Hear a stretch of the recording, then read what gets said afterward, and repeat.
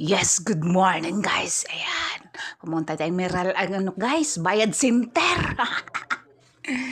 Pagka-ignorante ni Mother Earth guys, kaya hindi man alam ang bagong patakaran ng bayad center guys. Yun pala, bawat billing, kailangan may bayad form.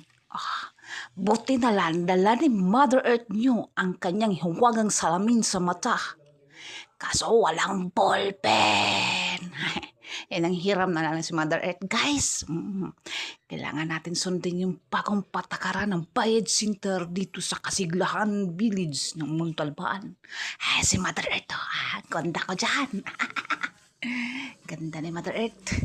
Ayan, nagpipill up tayo guys. Nanghiram tayo ng bullpen. Sa bayad center, may tali yan ha. Sulat tayo. And guys, kasi bawat babayaran natin, Meralco, Manila Water, Home Credit, ayan, lahat may bayad form. Ngayon lang na nalaman ni Mother Earth, ito mga ano niyan, kasabayan ko yan guys. Ngayon lang din nila alam na kailangan mag-fill up sila sa bayad form. Ayan, ready. Kaya kayong mga mami, mga daddy, nanay, tatay, ayan.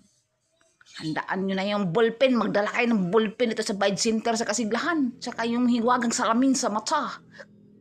Yun guys, ito yung ibibigay sa'yo pagkatapos magbayad. Yan, resibo mo. Diba? Dito lang yan guys sa Kasiglahan Village ng bayad center. Pag hindi nyo alam guys, nung magpa-assist kayo sa guard, mabait naman yung guard. Pero paalala ha, bawat magsulat ang mga teller. Okay, sure. Bawal po sa kanila. Ito guys, i-guide ko kayo. Ito yung bayad form, di ba? Yan ang hihingin mo sa guard. Yan din ang magpipilapan mo. Di ba? Ganito yan guys. Yan. Pag pa ni Mother Earth talaga. Yan guys. Ano yung biller? Okay. Ang biller guys, yan yung babayaran mo. Halimbawa, Meralco. Yan guys. Yung account or reference number. Ito yan guys. Yan, katabi yan. Yan, katabi yan din sa my price ha. Tapos yan guys. Titigan nyo. Titigan nyo nagala guys.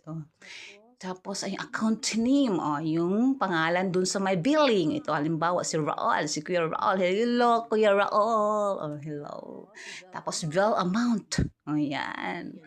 Yun lang guys, isang billing ko lang yan guys. 1.7, akala nyo maliit lang yan. May isa pang billing yan guys.